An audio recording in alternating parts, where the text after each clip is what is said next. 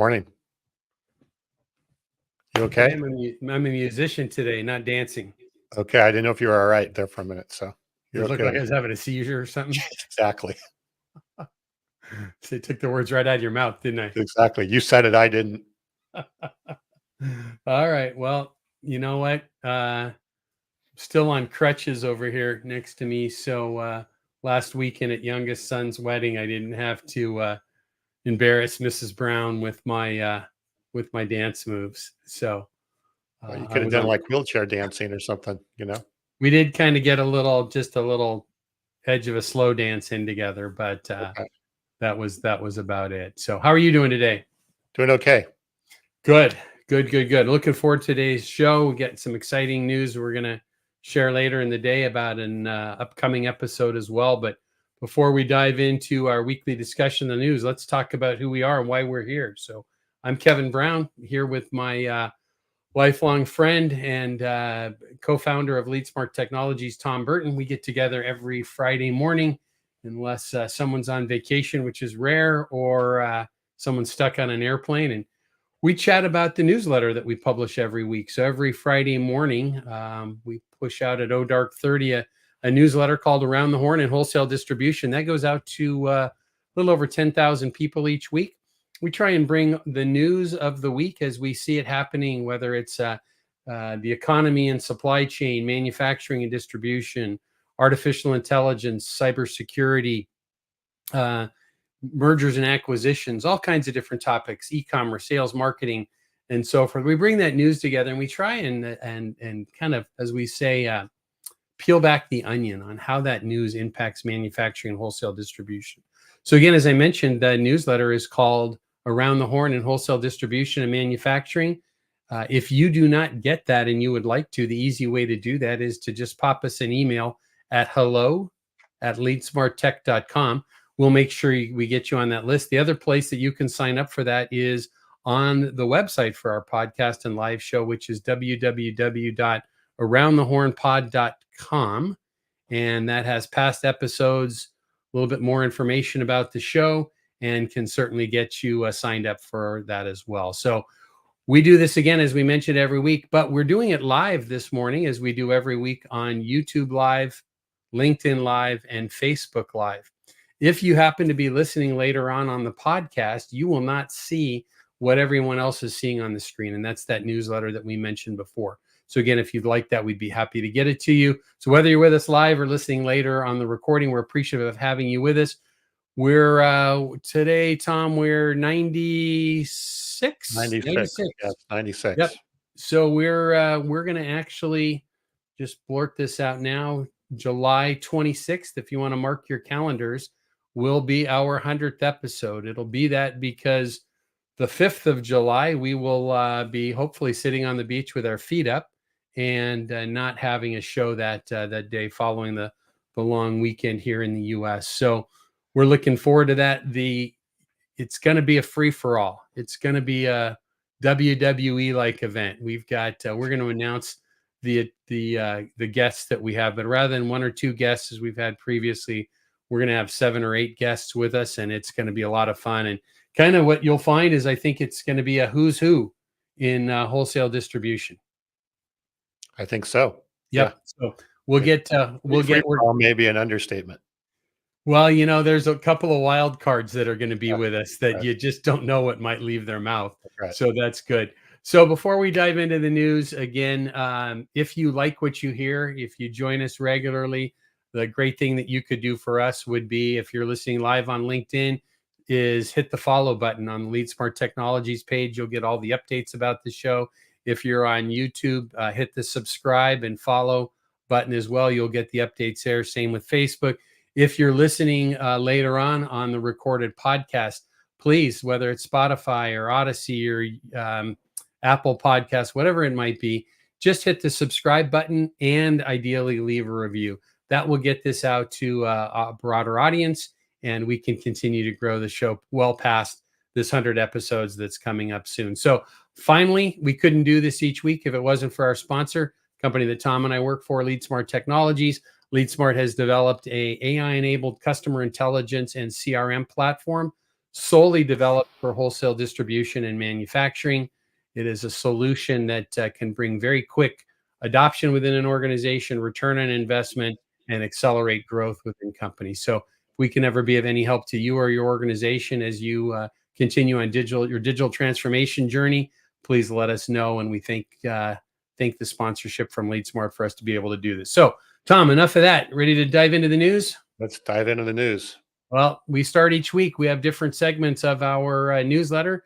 First one we do is the economy and supply chain. So I was impressed with you last week. No gloating on your part when the Fed said that it may just be one cut this year.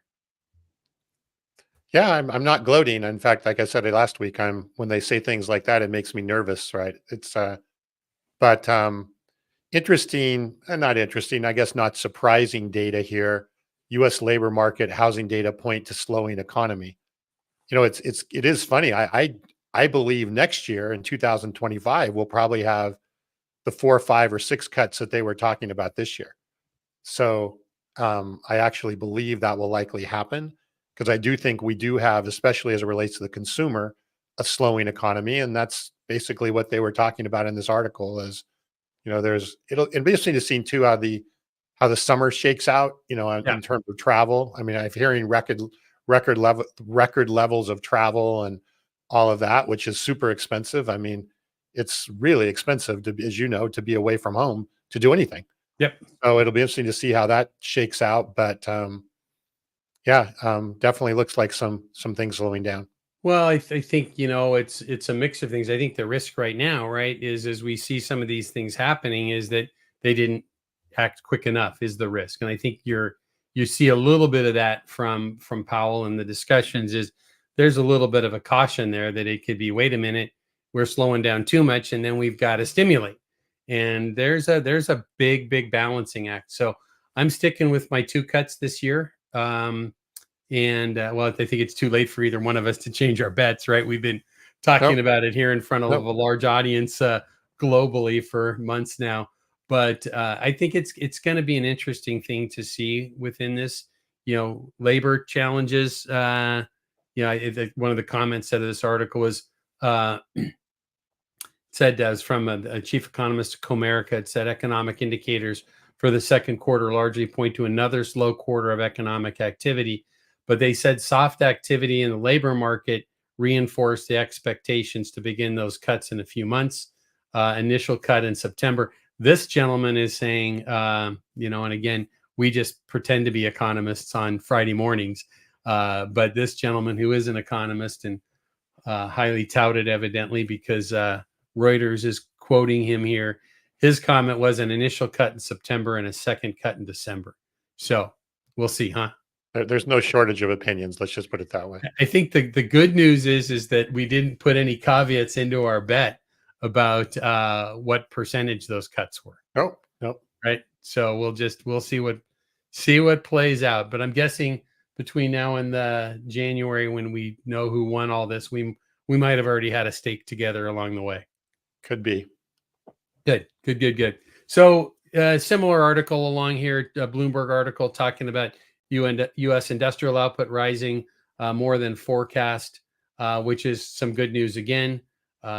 This talked about this gain, and the gain is less than a 1% gain, but it's way beyond what anybody had expected. So kind of takeaway from me on that is the thing that I think is important to watch from a manufacturing and an industrial output side is capacity utilization in factories. And we've looked at that a handful of times throughout the show when we see some of these indicators. So now they're looking at this rate being up at 78.7%. So, I guess perfect scenario, right? If we go back to economics 101 and guns and butter, right, in production, is that we would be at 100% utilization.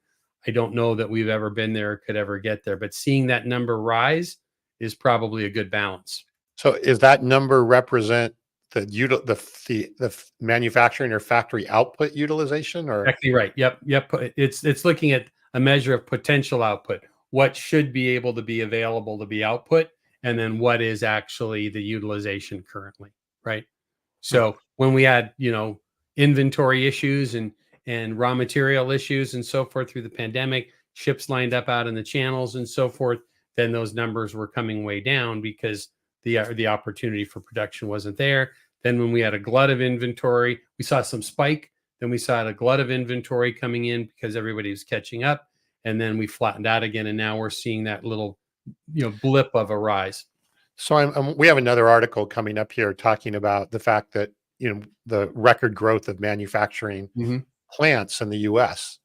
I'm wondering if part of if there is a lower amount, I'm wondering if part of that is it's new factories getting ramped up, getting started. Does that factor into the equation? I mean, the amount of new manufacturing that we're going to talk about here in a couple Yeah. of minutes is quite substantial. I mean, it's Mm-hmm. meaningful. It's not like a Yep. little blip. Yep. I don't know that there, and I don't know the answer to your question. Is I guess the key Yeah, thing no, to say. it's just, Yeah, but I'm going to make an assumption and a guess. My assumption is that it's too early to see those things coming into play right now. But I would think when we have this discussion a year from now, then we're going to see as we talk about whether that's the chip acts or whatever it might be, and or nearshoring and onshoring, or most specifically in this case onshoring, those numbers will start to reflect. I think there's another interesting point here. If I purposely put in this graph because Mhm. I realize it's hard to read, but if you look at it closely, you'll see that this has just been a roller coaster, right? Yep. Up one, up down, up one, Yep. up down. But if you were to look at it kind of straight across, it hasn't changed a hell of a lot. It's pretty much the same with a lot of up and down between here and there. Well, it's kind of like the economy in Yeah. general, right? Yeah. No, It's that's like what I think. It we really just, represents this yeah, roller coaster that we've been dealing with. yeah. And it's small. It's typically right. We see a couple of movements in this particular chart, but in general, it's slower movements, or smaller blips. It's more like the first segment of what is a PQRS waves on an EKG. Right, they're smaller, slower blips, and that's what we're seeing. And I guess the theory it should be small blips on our way to optimal economic output and recovery is what certainly the Fed would like to be looking for this. So you know what, we're seeing some good signs. We spend every day, all day on the phone with wholesale distributors and manufacturers that are using the LeadSmart channel cloud solution. And the good news is there's still a vibrant buzz out there of business growth and enthusiasm.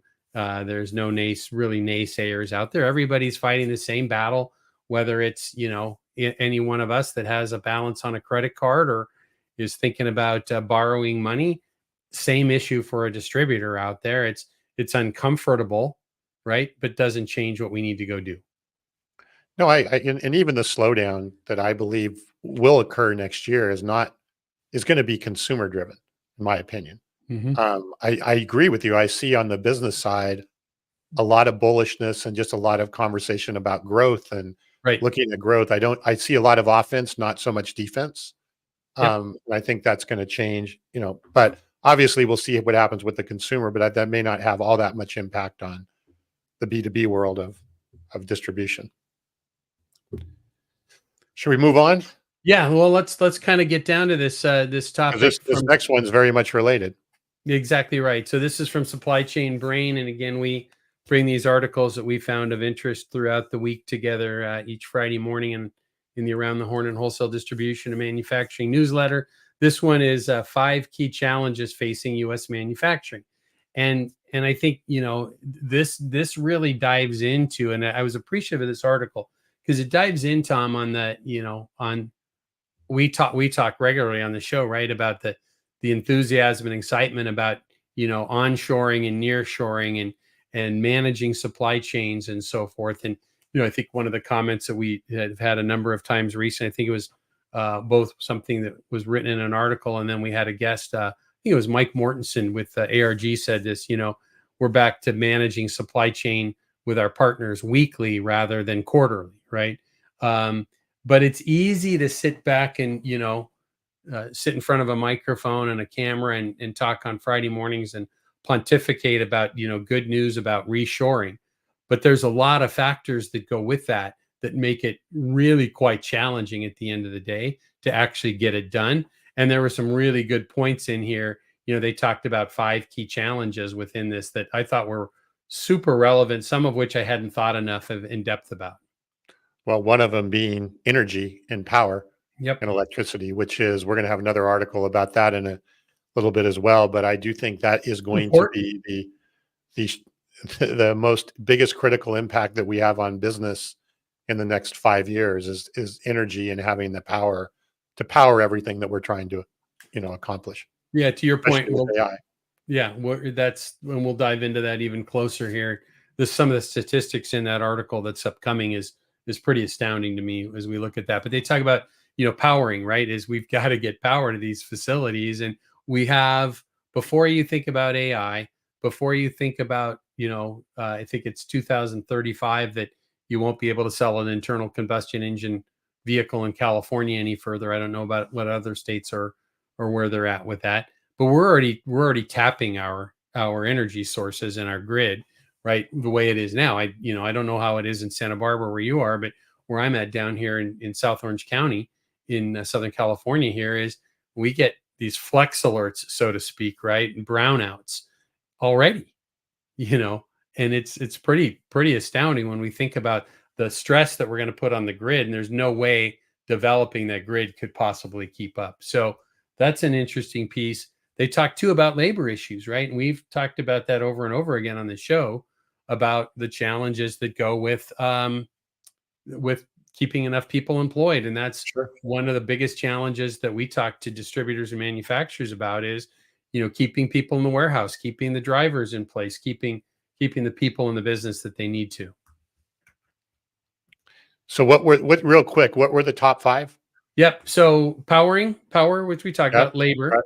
Yeah. climate change risk, right? And this is interesting too, right? And this kind of ties back to other things we talk about on a consistent basis when we look at supply chain, right? This is talking about, they tracked through this article, the group that did this survey, they tracked 300 extreme weather events that could wreak havoc on supply chains.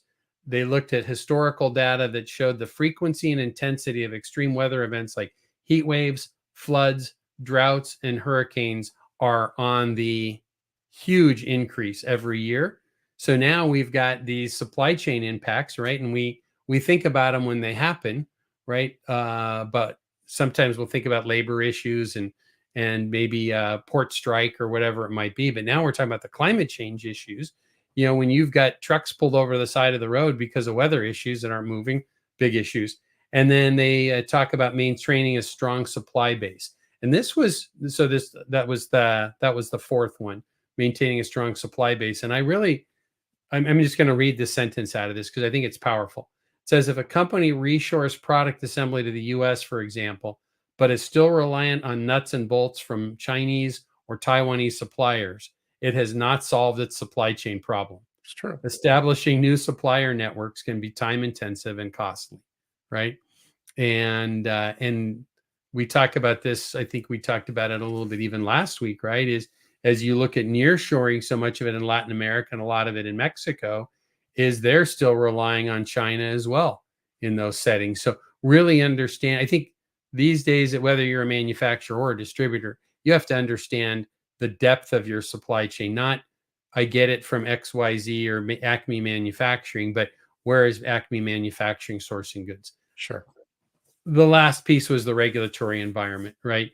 And compliance costs. If you look at, some states have dramatically higher compliance costs, whether it's insurance rates or it's regulatory impact, whether it's, environmental regulations, safety regulations, all of those things. And frankly, in I hate to say it, but if you look at China and other parts of Southeast Asia, right? Safety regulations are, if there are any there, they're very different than what they're here.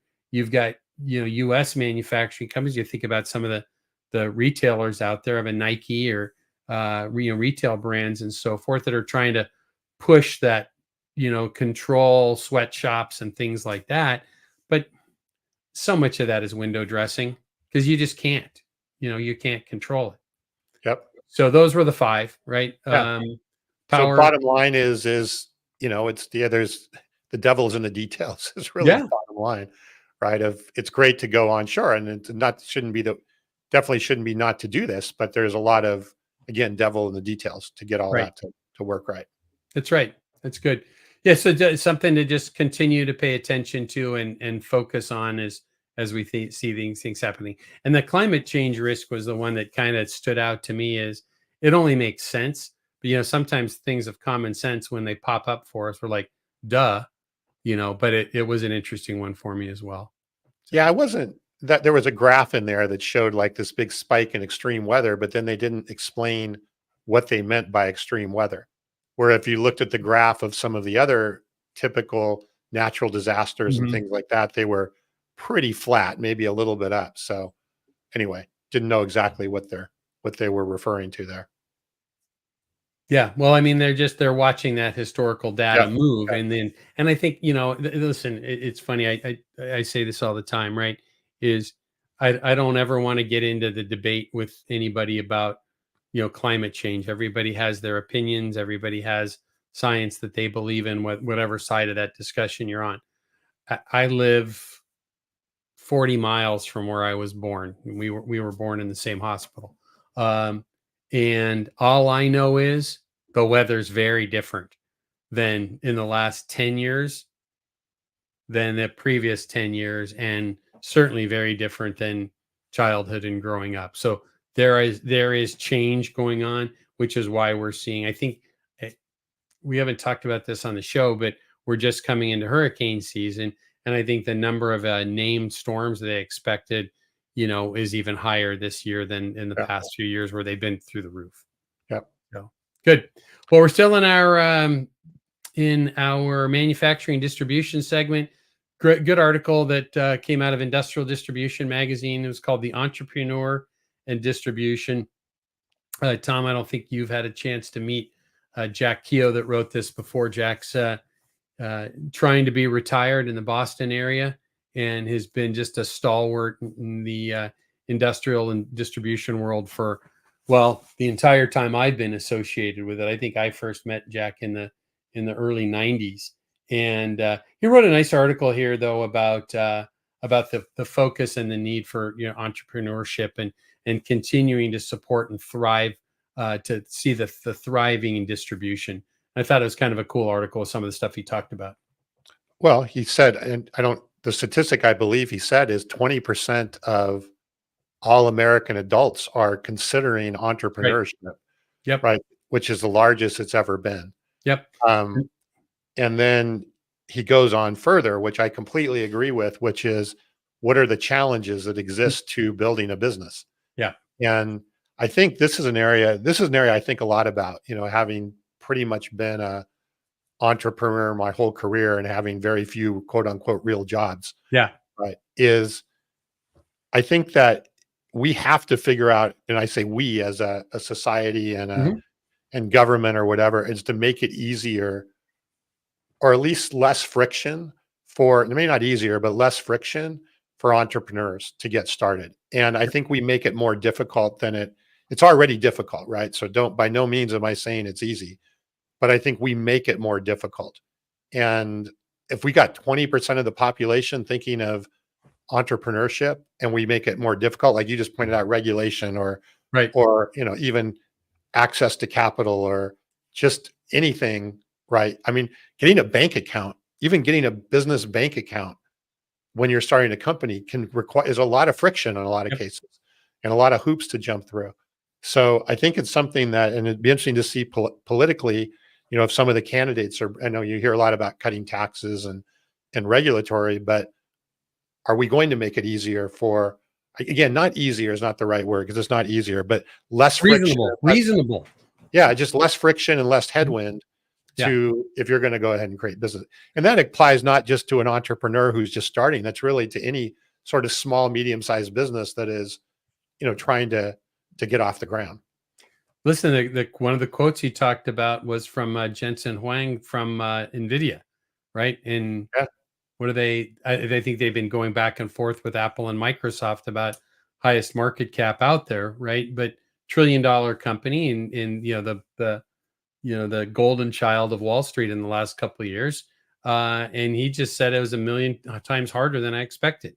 Now we're talking about small businesses, entrepreneurs, and by the way, that study was from a global entrepreneur study between Babson College and London School of Business, is who had put this research together that Jack was talking about in this. But it says 19%, so nearly 1 in 5 adults are in the process of founding a business or have done so in the past 3.5 years. So that might be a side hustle, or it might be I'm taking every penny of equity out of my house and going all in, right? But he talks about this. He said, I don't think anyone would start a company if they knew what it was. Basically, what would entail is, he said, or at least no one in their right mind would do it. Now, there's people like the two of us, right, who have done it over and over and over again throughout our careers, sometimes high levels of success, sometimes hiccups along the way. And I'm confident that we've done it. We're doing the right thing and good things right now, but it is just darn hard. And I think this just is a great article celebrating the idea of the entrepreneur in distribution. And there's just story after story about this. And this is one of the things that I love. And I'm going to try and actually carve out some time this weekend. Our friend and friend of the show, Dirk Beveridge, is in, I think it's week, I can't remember, it's that like day 28 or something like that of his We Supply America tour, where he's out touring with family owned, independently owned, or employee owned distribution companies. And just so many of the stories that goes along with that. And so many of our great customers at LeadSmart are multi-generational companies. And when you hear the story, perfect example, Tom, with this is, the entrepreneurship that goes with that is if you were to talk with, Dan Judge or Jennifer Murphy from Net Plus Alliance. I was visiting with them in February, I think it was. Their offices overlook the Erie Canal. If you're sitting in their conference room, you look down on the Erie Canal, and it's, I think, Dan's great grandfather that they had a mill, right? And you look back on these stories, and Jack's article talks about Sid Jacobson, the founder of MSC Industrial, which is now a publicly traded company, selling cutting tools from the trunk of his car. Mm-hmm. My first job in distribution was for a company called Z Medical, and the founder of the company, I think it was Tom Zapara was his name. He came back from the Vietnam War with no job, and he sold vitamins and Band-Aids to the refineries in and around Los Angeles, and turned that into 70 locations around the country. So the great story about the focus of entrepreneurship. Well, every business started somewhere. It did.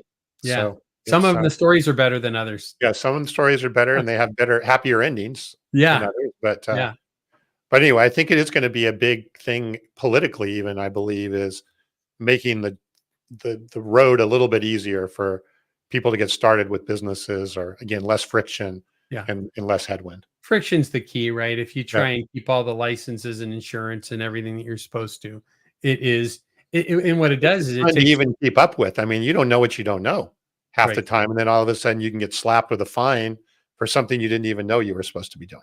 That's right. Yep. Great point. Good. Well, let's jump into our e-commerce and marketing segment. Okay, let's do it. So Speaking of entrepreneurship. Yeah, exactly right. So this was our first article, problems. It's from Digital Commerce 360. We try and use a lot of their content regularly. Problems AI and real-time payments could solve in e-commerce. And one of the reasons that I keyed in on this article was, and it doesn't talk about this a lot, but I think it does tie in on the back end of this is, as we've talked about blockchain quite a bit. And so I kind of wanted to get your thoughts on this as we look at, e-commerce traffic increasing. We've got AI related so-called cyber criminals on the rise out there. And this talks about AI related payments. And I think part of that will be tied to cryptocurrency as well, and or blockchain. So I want to get some of your thoughts on that. Yeah, I mean, there's a lot going on there. This article in particular was focused more on how can we avoid some of the fraudulent activities that exist in e-commerce. Real-time payments is an interesting one. I actually think talk about something that really helps a an early stage business or any business Mhm. is getting, paid. I mean, my wife has an e-commerce site. Sometimes from the time the payment comes through till it hits the bank can be 6, 7 days, Mhm. right? And you do that at volume, it all of a sudden you start to realize that, that's a lot of float out there and things like Yep. that are occurring. It also opens up the door for a more fraudulent situation where the money kind of sits in different places and travels in different places and so forth along the way as well. So, yeah, I agree that AI can definitely help identify fraud. It's funny because my wife's has her e-commerce site is Shopify, and Mhm. we did get a payment not too long ago where AI came back from Shopify and said, from based upon what we can tell, this person doesn't look legitimate, or this, it was like a beware, kind of a Mhm. beware type of thing. It Okay. turned out to be okay, but it was interesting to see sort of the red flag on that, to at least beware of it. And then we had to actually approve to do the transaction because they, flagged something or somebody as being that way. So, Did they tell you why they saw it that way? Their um, concern? yeah, it was. If I remember right, it was they said that this person or this credit card may have been involved in a fraudulent transaction, or Okay. there was something that was like a red flag. I don't know if it was really using AI, just maybe data, but the Mhm. idea being is that, here was a red flag that you should be cognizant of. Gotcha. It's kind of intriguing with this. So, um, I was kind of appreciative of this is just looking at it from, they related it. I'll just share this with you. It said 48% of B2B sellers and 40%, 6% of e-commerce retailers cited fraud as their leading business concern. In addition, it said 31% of B2B sellers and 30% of e-commerce retailers cited the risk as chargebacks as a leading concern. Now, we see e-commerce within distribution as we look at it typically, right? Our typical customer at LeadSmart and folks that are typically on coming to the show here, most of their e-commerce is more tied to transactional things with existing customers. But what we're seeing more and more of is distributors who are putting a Shopify site up separately or having maybe an Amazon presence, or they're selling. A good example would be just, selling power tools online.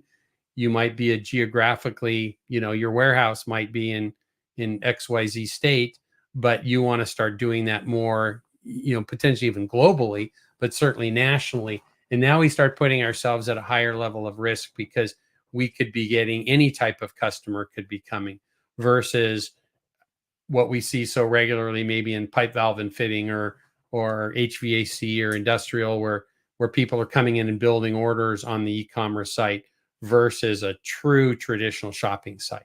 Yeah. So there's some risks there as we try and look at, expanding into new markets and doing different things is kind of I guess it might be seller beware in this case versus buyer beware. Yeah, exactly. Good. So good things to keep an eye on. All right. So again, we're still in our e-commerce and marketing segment. Next article from Social Media Today. It was tied to some research they did with LinkedIn. 9 defining traits of the modern B2B marketer. Let's unpack a few of those because I think if we, what made me think about these, Tom, was, oftentimes as we talk with, with our customers, there you might now we have, you meet people in wholesale distribution and manufacturing who have very sophisticated marketing departments. And then you meet people who the person in the marketing department might be somebody from customer service who they also have scheduling trade shows and maybe running a few ads here and there. So it's a broad difference in this. But for those people who are one evaluating, I guess, their existing marketing department, or two really trying to look at the growth of it, there was 9 kind of factors here. And let's just kind of maybe unpack a few of these. The first one was talking about, strategic thinkers. And for me, the first part of that is, you know, does the person have some background in doing this to start with from a marketing standpoint? But they talked about analytical prowess, industry expertise, and some level of financial acumen. That was in the first part of strategic thinkers. Yeah, I truly believe that, having owned a marketing agency, been around marketing off and on my whole career, I think the mindset of or the skills as we're talking about here for a marketer is going to be the most radically changed job for the next 25 years or the next 5 years, even just put it that way. Okay. And the strategic thinking is a great point of that because more and more the marketing and even sales executives have to think more like a business person and less as a marketer, right? Because if you think about it, the marketing and sales, or you want to call it revenue or whatever you want to call it, right? Those two groups working together are responsible for driving the growth of the business. Right. And Yep. so, and we even see this a lot with our LeadSmart customers. More and more, they're expecting the sales team to understand gross profit and Mhm. understand the ramifications of discounting to gross profit and what that means on the business and so forth. They're expecting salespeople to understand accounts receivable or receivables and the impact of that. They're Mhm. expecting them to understand, customers that don't pay with the terms that they've agreed on and so forth. And from a marketing perspective, more and more, you have to understand the business. So the strategic thinking part of it, I completely agree. It's not just strategic thinking like I have ideas, it's strategic thinking related to actually how the business operates. And you got to almost think like a CEO or a Yeah. key executive. Yep. Yep. I think that that's a great point. So jump into the second one. They talk about technology trailblazers, right? That there's some key skills involved, but part of the stat that it added to that was that two out of three B2B leaders say their organization is currently using AI, which is a 20% increase from last year. And obviously, we're going to continue to see what that is. So, the key skills they talked about was tech early adopters and an evangelist. Two is innovative problem solving, and three is a user centric mindset. So I thought that was kind of interesting with this is, we talk to companies every day who are just kind of dipping their toe into marketing outside, I'll say digital marketing, uh, of doing things outside of, the company barbecue that they have at each branch twice a year, or some events that they might put on and so forth. So, as we look at companies who are digitally transforming, we see companies consistently day in and day out that are, whether they're dipping their toe into using uh, something like Mailchimp or something as as advanced of Active Campaign or HubSpot for marketing, the technology tools become critical, and we need to have people that understand that and are forward thinking in that arena. So, Mhm. what are your thoughts on some of the next ones? There's one here. We don't have time to You don't cover have to all of hit them, but everything. Yep. I'll go down to number 5 here, data Mhm. interpreters, which Yep. is my favorite. Um, You like and data? no, I You like don't really like data, but I really like the fact that companies are starting to respect their data and recognize the value of Yeah, their data. very good. And you'll notice here, I know it's hard to read here on the screen, but it says data analysis is the number one digital, what is it, skill Yep. being added to LinkedIn profiles globally. Right. Well, why would people do that? Because they want to be recognized or show that they have some experience with data, clearly, because those are areas where people are going to be looking to hire and Right. looking for high skilled jobs. But as a marketer in particular, and this isn't just like data, like who opened your email and that kind of stuff, but really, again, understanding the business, understanding the effectiveness, understanding. I mean, think about this from a marketer perspective. You can influence gross profit in a business. Absolutely. You can Yeah. probably even to a degree influence your payments and your AR and how you look at Mhm. certain things. But you certainly can influence gross profit. So think about the data and looking at the data and what are we doing to drive and manage gross profit in a business is a good example of, I think, this data analysis and obviously how you use it for AI and how to drive some of the other things. So, Yep. That's good. um, and then, yeah, I mean, the last or number 8 here, vision, which is kind of what we've Mhm. been talking about, visionary chief marketing officer. I don't see a lot of chief marketing officers in our world. Maybe that'll become more and more of a trend. You certainly see it more and more or a lot in the tech world, but I do think it'll become more and more of a trend, and I do think it'll be a very senior business centric position.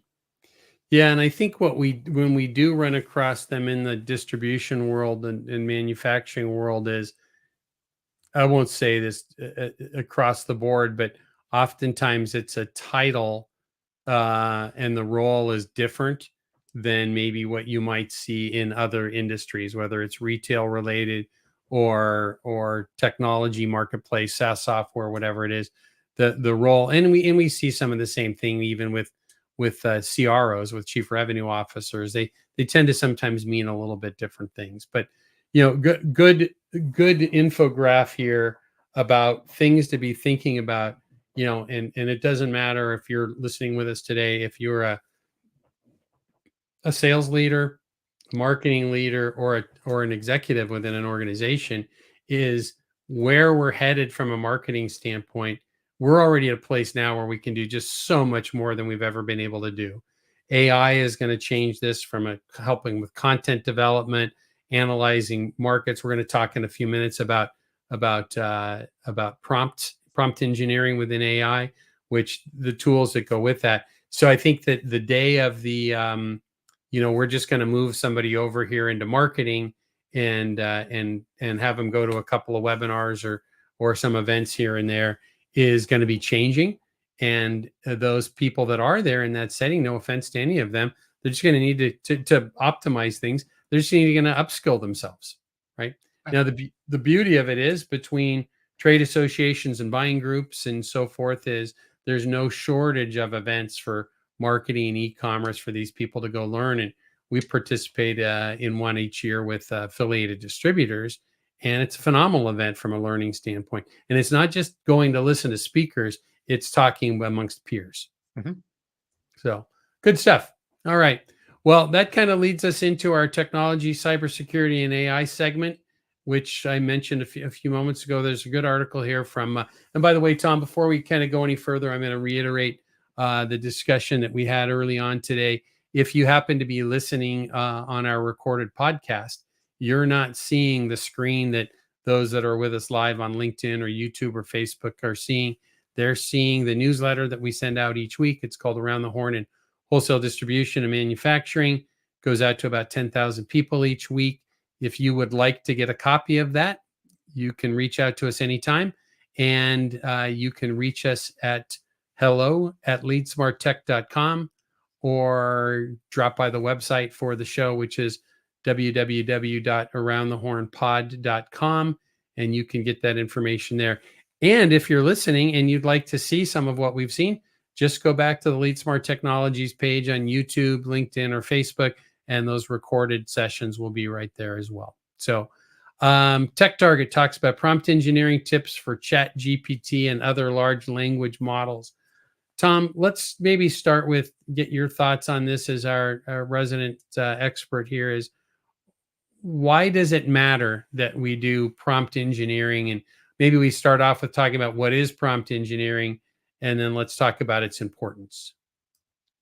Well, what is prompt engineering? If you take away the fancy title, it's how do you set up your AI environment or your chat or your whatever to be as relevant and as knowledgeable as possible based upon whatever it is you're trying to do. Right.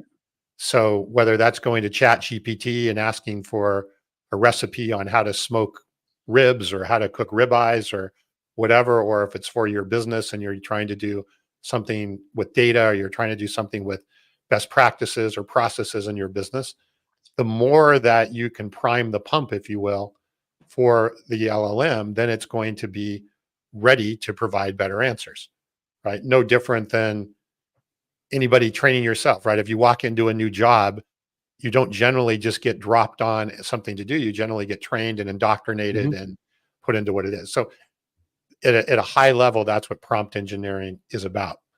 What people are learning and companies are learning is that there's can be kind of a multi-step sequence of things that you can do with prompts. So it's not just one prompt and you're done, but there's a sequence of things that you can do to prompt that's going to, again, increase the relevance, reduce the number of hallucinations, reduce the output of what you're doing. And I'll give you a simple example. And this is a tip that you can use if you're, for example, on ChatGPT. So let's say you go to ChatGPT or Gemini or whatever your favorite AI platform is, and you want to, I don't know, let's say I want to learn, tell me how to cook the best ribeye steak, right? And it So I says could, go to Kevin's house. yeah, go to Kevin's house, right? So I could just ask that question, I'll get some answer back. But what I found is, and what I'm finding and others are finding with models is rather than starting with that question, ask ChatGPT, just say, what do you know about cooking ribeyes? Or what do you know about cooking? Or what do you know about smoking, barbecuing, or whatever the case may Mhm, be? General questions, right? mhm. But ask it to tell you what it kind of knows about those things. And then even go back and forth on a little conversation back and forth about its knowledge before you get to the real question and the real thing that you want data on.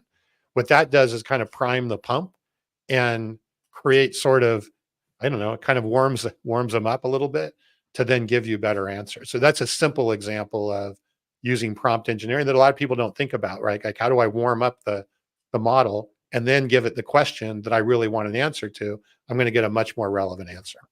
Good. So let's take this back maybe and make it even a little more rudimentary. So, one of the definition that they used in this article was learning how to formulate questions that steer the AI toward the most relevant, precise, and actionable responses that you can get from the AI. And I think what's different is a little bit, let's go back and think about maybe just whether we used, we're asking Google questions or another search engine that we're asking questions to in a non-AI search, just a regular searches.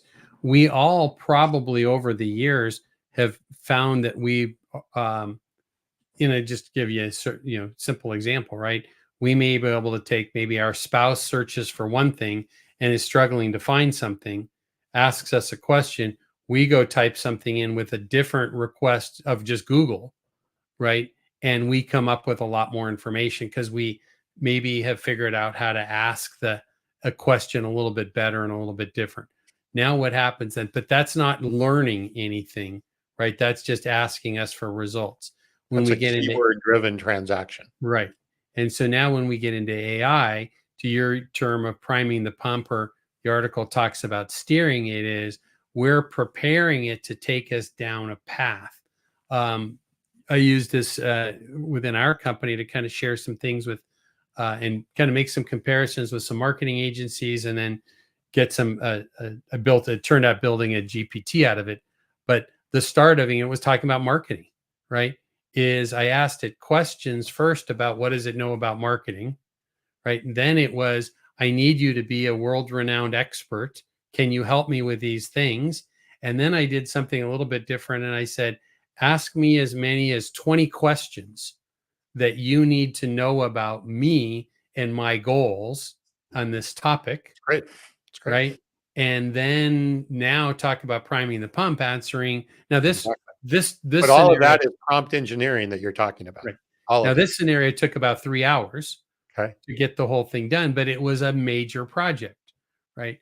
To do those things. But what this talks about, right, is, and this is something that we've never been able to really do so the first thing they talked about was, add detail and context, and the second is be clear and concise.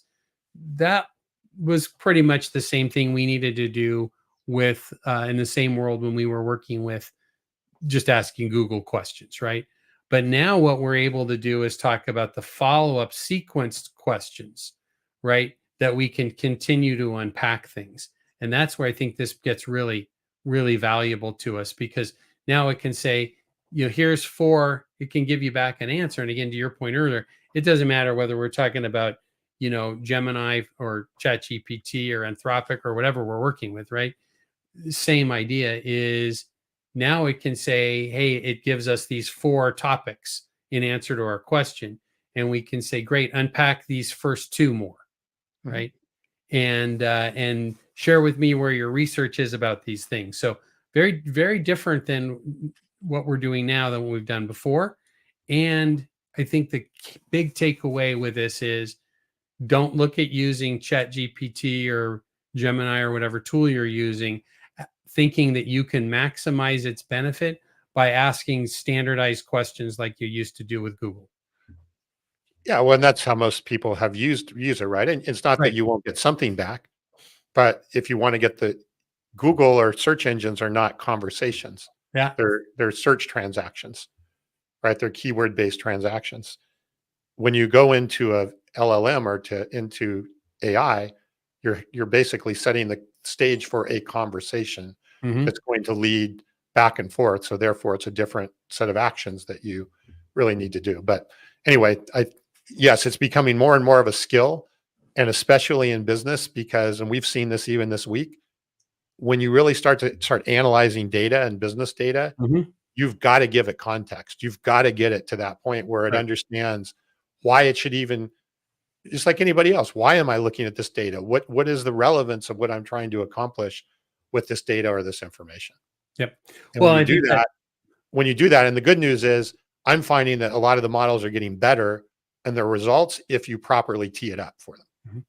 Yeah. And well, I think that you were showing kind of a behind the scenes view of some of the tools coming out within LeadSmart Channel Cloud that are AI driven tools where you can literally type questions into the platform about order data and quote data and different types of data within the business, and we're we're able to in the platform make that a little bit easier on people with some generic prompts that we can give them. But the more all of us understand this for all facets of our life, whether it's Mhm. in our business world, in our personal life, whether regarding our own health. Simplest example that you use something is having had an MRI on my ankle earlier this week, and it was 2 pages of results. It's just how screwed up my ankles are, but I understood the majority of it. But I literally got the printed copy from the orthopedic surgeon.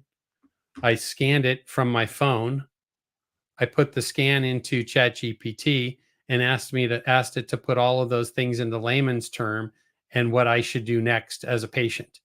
Yep. And we have those tools. So the more each one of us understands how to do some prompting, and forget about the big term engineering.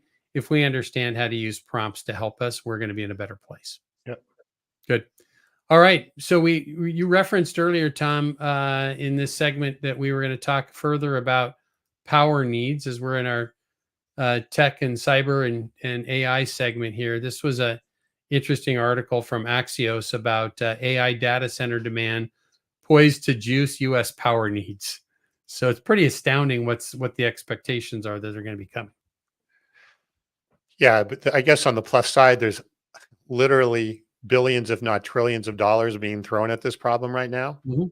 Because if you, I mean, think about it, right? If you look at the amount of money that's going into AI, you look at the value of these companies, Nvidia, Microsoft, right? The big players, Apple, the big players in the Right. AI space, they're all going to run in. We all are. They are, but as a company, but we all are, as the use of AI, are going to run into a brick wall if we don't have the energy to do it, and we can't create that energy in a sustainable manner. So there's a lot of money being thrown into this right now. Probably not as fast as it needs to be, but I I have confidence that we're going to get this sorted out, and we're going to be in a much better place. And I think even overall, just as far as sustainability and climate and all of those things, we're going to be in a better place when we get through all of this. Yeah. Well, it's interesting, right, as we look at this, and I think it probably goes hand in glove with the whole concept of AI isn't where it needs to be yet, and these things you can't flip a switch and say our power grid looks different than it is. Those things have to take time. I did though here at the distribution strategy groups their AI and distribution event. I wasn't at the one a few weeks ago, but the one last fall they had Zach Cass from um, uh, was one of the early employees at OpenAI. He's now a consultant out on his own.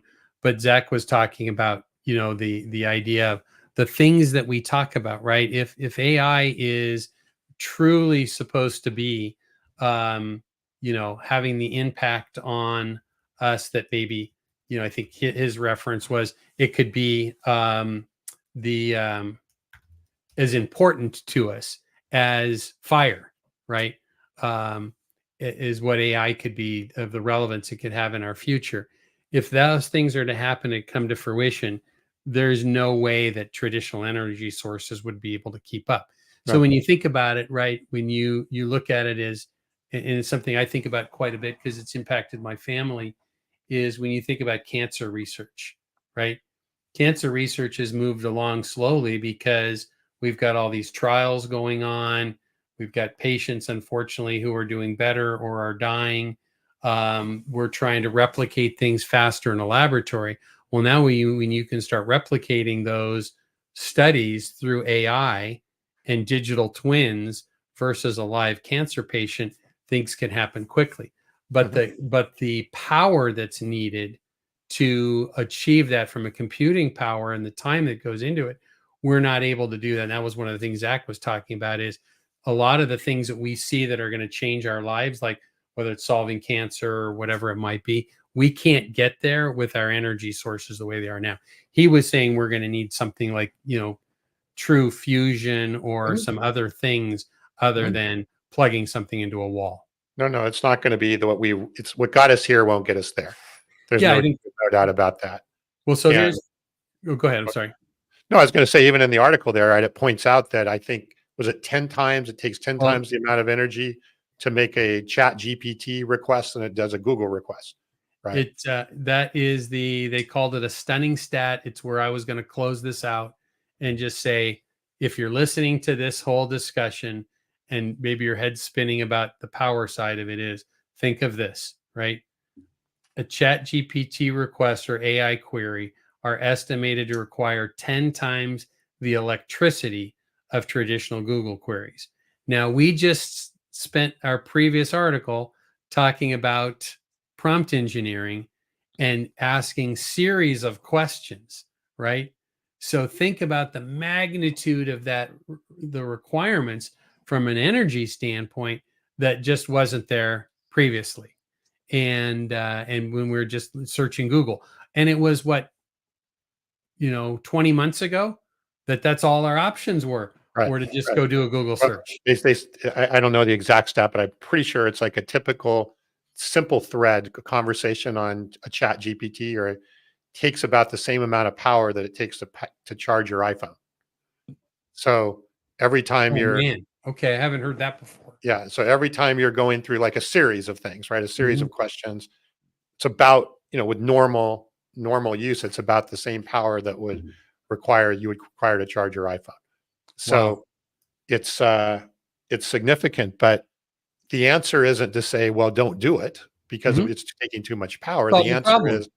is to solve the problem, right? And we can and we will, and there's a lot of money going into it. So No, no, I don't think it's a case of if or not. But I mean, it does tie back to, when we talk about, electric vehicles and EVs and so forth. And if we go all in on all of these things, it's not sustainable the way things are now. And you know what? It'll probably be a problem that will be solved by AI. yeah, When all said and done. So good. We can let's bypass our sales and M&A segment. There was just the Home Depot completed their acquisition of SRS Distribution, but that ties us into our people and leadership segment that we do each week. This was kind of a great article that I enjoyed, talking about 4 types of organizational culture and which is best. I think which is best when we talk about culture within an organization depends on the organization. But one thing is, you will struggle in any type of organization with culture if you don't work on culture at the end of the day. this was I was actually a little disappointed with the way that they laid this article out. Okay. I know they were, I know what they were trying to do, right? They were trying to simplify and bucket sort of corporate cultures, but I don't know that you can do that. I don't know that you can bucket something in one thing and say this is how it operates. But I do agree that culture in companies are becoming a bigger and bigger and more important issue, right? Especially as you try and get more employees and get people working there. So I think these are some good things to start with and to look at. I don't think you can take culture and drop it into 4 buckets and say my company operates like this and I know what they were trying to do. I just Yeah. was a little bit disappointed with some of the way that it was structured. That's interesting. I had a completely different take. on it. That's fine. I thought it was fantastic that and there's many more than these. So they talked about an adhocracy, right? That emphasizes innovation, flexibility, and a full dynamic approach to problem solving in the organization. They talked about a clan culture, emphasizes internal focus and integration, prioritizing collaboration, trust, employees, and employee well-being. A hierarchy culture centers on stability, control, internal efficiency, with clear organizational structures. And then they talked about a market culture that looks at focus on competitiveness and achievement, emphasizing external positioning and results-oriented goals. And they talked about pros and cons with each one of those, which I thought was valuable.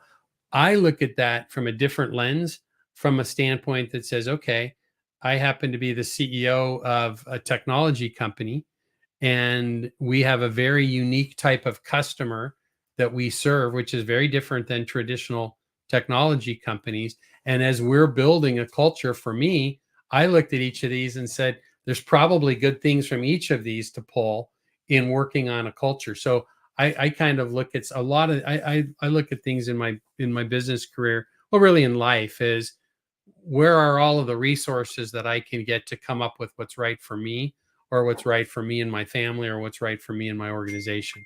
So that Oh, was no, kind I of the, thought there was some good data in there. yeah. I just didn't really like the idea that you could silo everything. I agree, it's a hybrid, No, but it's, yeah. it's anyway.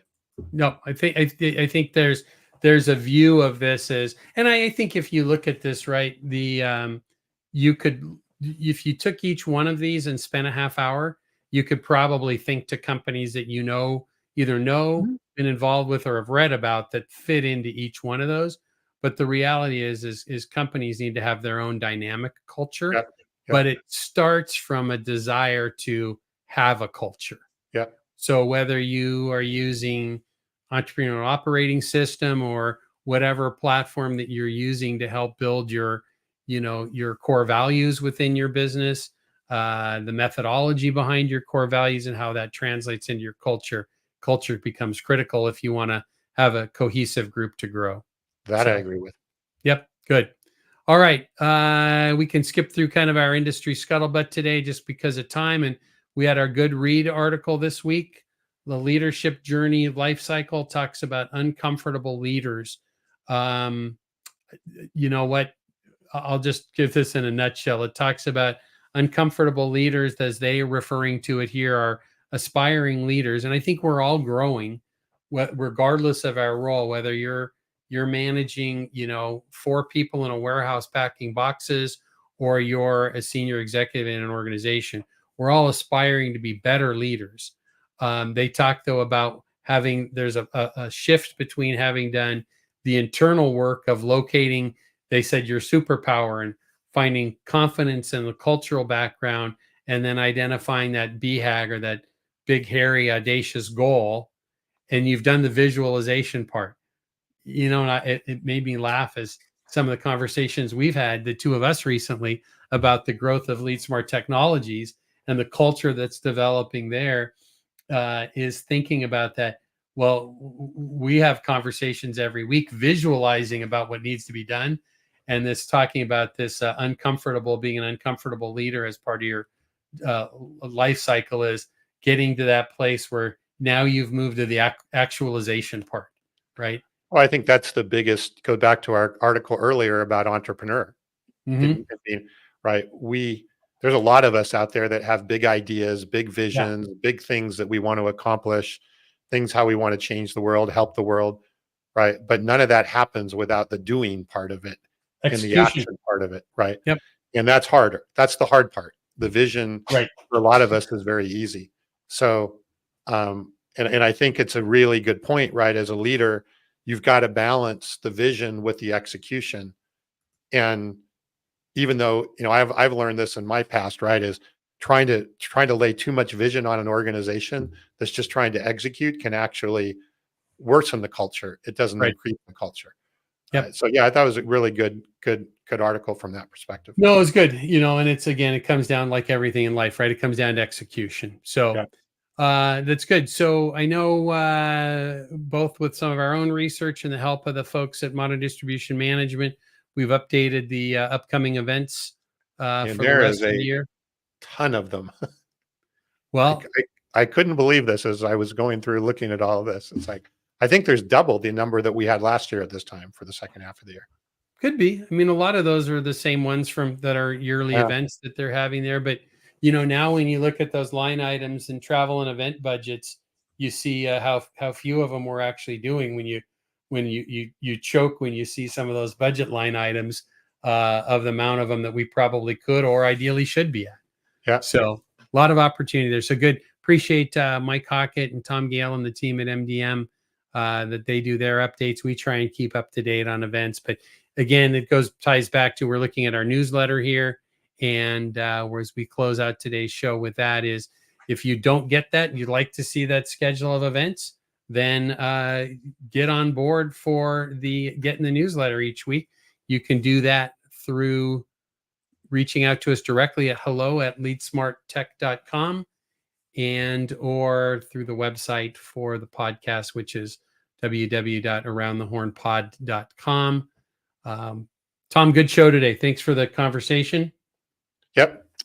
And so Any- we have, I was thinking, no, 4th of July is not next week, it's the week after. So we're right. good for next week. Yeah. Mhm. So no, we'll be all together next week. Then we've got another show the week after, and then we'll put it this way: it's worth tuning in to see some of the tidbits of the people that are going to be joining us. But that 100th episode show is good. And I think it's important. Well, let's just take a moment or two and kind of chat in closing today about this. We had a discussion over the phone over the weekend. Actually, the two of us did about the importance of this. I call it a celebration, but it's not a celebration about Tom or Kevin or LeadSmart or Around the Horn. It's really the celebration of the 100th episode is around the audience, because if there weren't people that, when I'm at a trade show or an event or an industry event and I meet people who I've never heard of them or I've never heard of even their company, who come and say that they listen to the show every week.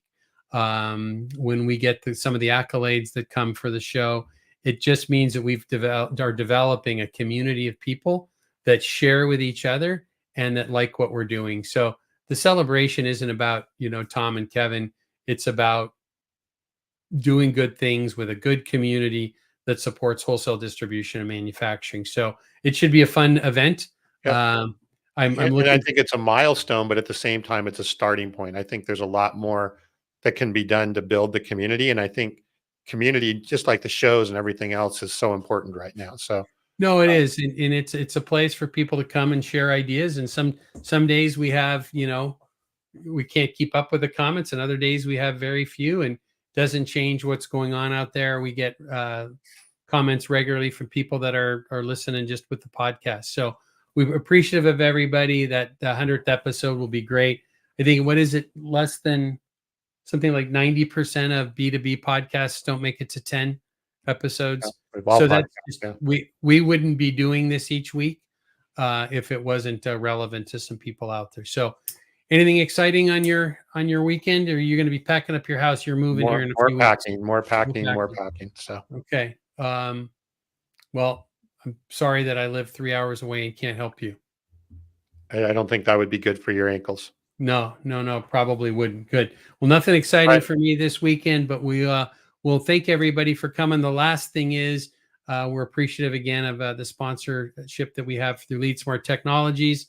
And we thank you for being with us. If you enjoy what you hear, share with your friends, hit the subscribe, hit the like, hit the follow, whichever it might be on whatever platform you are, and that'll get us out to more people. So Tom, wish you a great weekend. Everybody, thanks for being with us today. Be kind, be safe, and do good things. Thanks, everyone.